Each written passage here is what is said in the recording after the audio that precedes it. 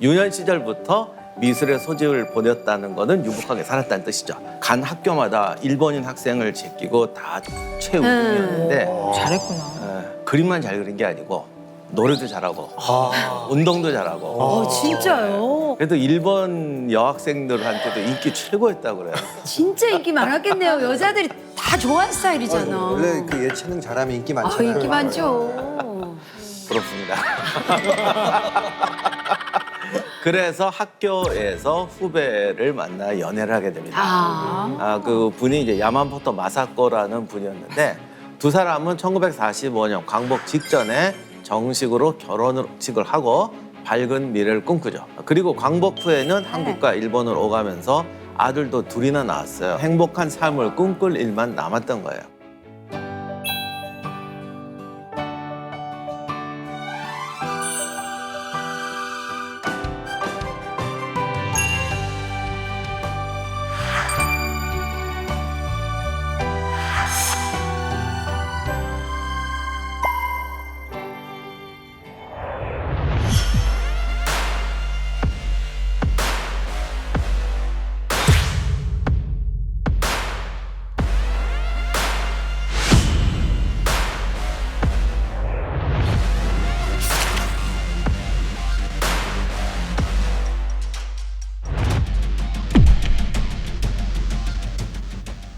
전쟁 나니까 남쪽으로 내려서 피난을 오게 되는데 그러니까 모든 재산을 다 놓고 갔고요.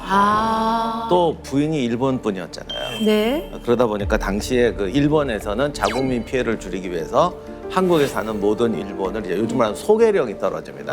다 들어와라. 예, 이게 또 그 당시 나라의 명령이니까 일본 분은 또 가야 되는 거죠. 아내분만 일본으로 가게 된 거예요? 맞습니다. 바로 그거였어요. 이중섭의 아내였던 마사코는 이제 국가의 강요에 의해서 두 아들을 데리고 일본으로 아이고. 떠날 수밖에 없었어요. 그런데 정작 이중섭은 일본인이 아니기 때문에 한국에 남을 수밖에 없었죠. 피난 생활 동안 부산항 부둣가에서 막노동을 하면서 하루 벌어서 하루 사는 삶을 이어갔다고 합니다. 그 가난이요, 그의 그림에서도 드러납니다. 바로 이것처럼 말이죠. 오, 이게 뭐죠? 이게 어떤 상황이죠? 그러게. 뭐가 좀 찢어져 있는.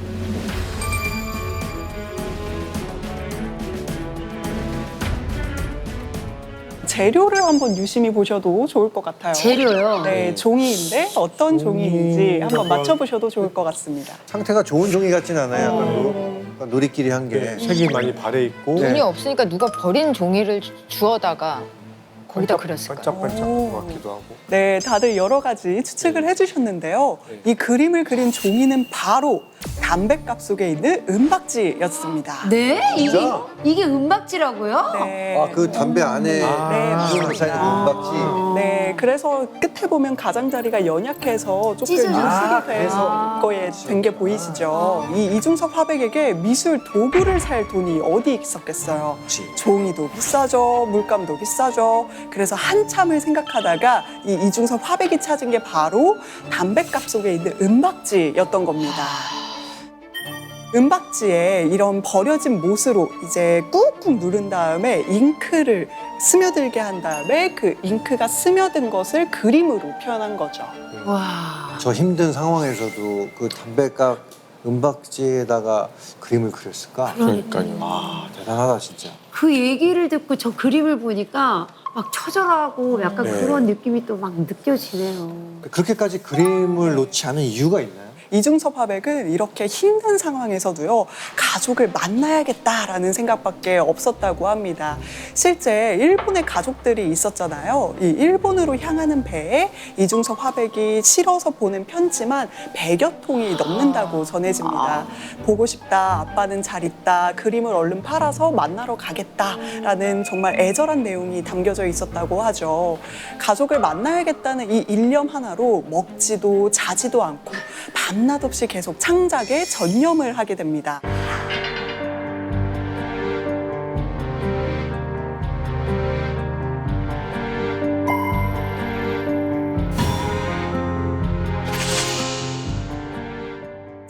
1955년이었는데요. 이중섭 화백은 굉장히 어려운 사정 속에서도 개인전을 열게 됐습니다.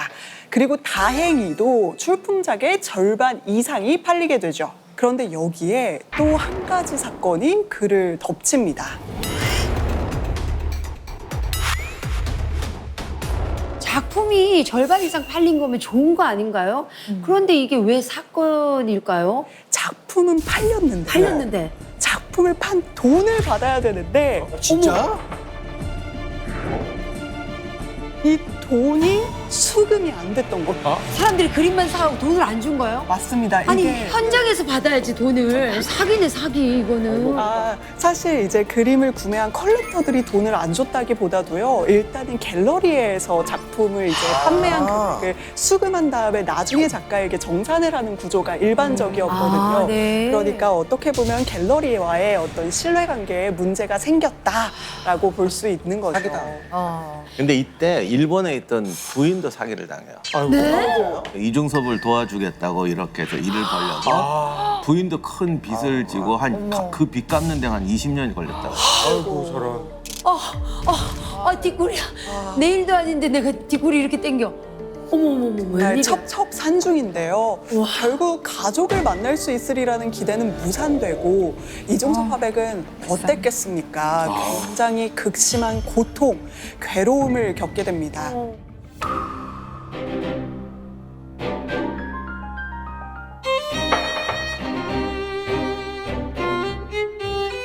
당시 그의 건강 상태가 어느 정도인지 사진으로 보여드리겠습니다.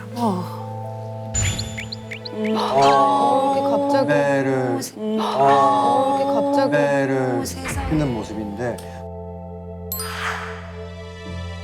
왼쪽 사진이 이중섭 화백이 말년에 찍은 사진이라고 이제 추정되는 사진입니다. 유학 때 사진하고 비교해 보시면 완전히 다르죠. 네. 그러니까 이분이 40세에 돌아가셨으니까 말년이라고 해봤자 30대 후반이었을 텐데 사람이 이렇게 확 이제 노화가 오는 거는 분명히 몸이 어디가 많이 아프거나 생활이 굉장히 안 좋고 지금 딱 봐도 영양 상태가 너무 결핍되었을 것으로 보입니다. 이렇게 되니까 실제로 이중섭 화백이 이제 육체적, 정신적으로 이중의 고통을 겪게 됩니다. 육체적으로는 가난으로 인해서 못 먹고 그림만 그리다 보니까 영양실조에다가 거식증까지 생겼다고 하고 가족에 대한 극심한 그리움으로 인해서 이제 심각한 우울증, 조현병까지 생깁니다. 이렇게 되니까 신체와 정신이 같이 망가져 가게 됩니다. 우리가 이제 흑백이라서 정확히 안 보이지만 안색도 굉장히 나빠졌던 것 같아요. 그러니까 이제 얼굴도 막 피부가 흑빛이 되고 그러니까 주변 사람들도 친구들은 아끼는 사람들이 있었거든요. 그래서 병원에 갔더니 이제 간경변증이다라는 진단을 받습니다.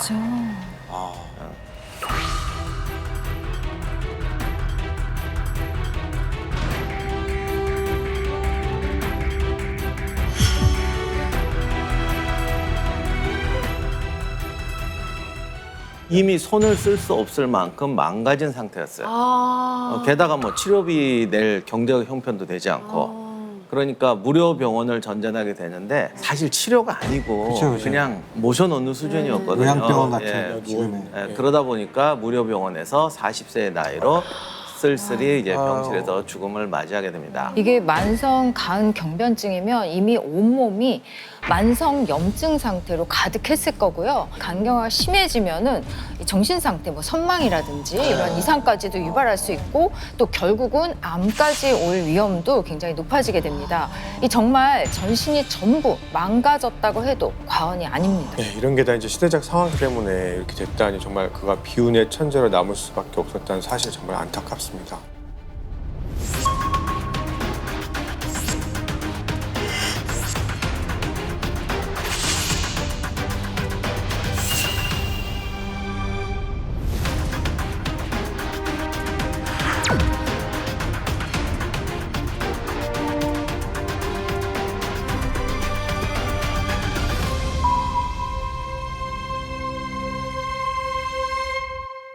그런데 저는 그게 궁금해요. 분명히 이상한 증상이 있었을 텐데 왜 몰라서 병을 악화시키고 결국 이렇게 사망까지 이르게 된 거죠? 그러니까요. 근데 또 생각해 보면요, 만성 염증이라는 게 사실 제가 지금 몸에 염증이 있다고 해도 내가 염증이 내 몸에 있나 이렇게 잘 못 느끼잖아요, 우리가. 네, 예. 그렇죠. 뭐 만성염증 우리가 요즘 너무 이렇게 흔하게 이야기가 나오니까 크게 신경 쓰지 않는 분들도 있을 수 있는데요. 대한민국의 이제 사망 원인 1인 암도 많은 경우에 염증에서 시작을 할 수가 있거든요. 염증에서부터. 아니 그렇게 따지면 우리가 뭐 염증 하면은 그냥 네. 좀 약간 가볍게 생각하잖아요. 그치, 그치. 네. 아니 뭐 그냥 대수롭지 한 않게. 먹고. 네.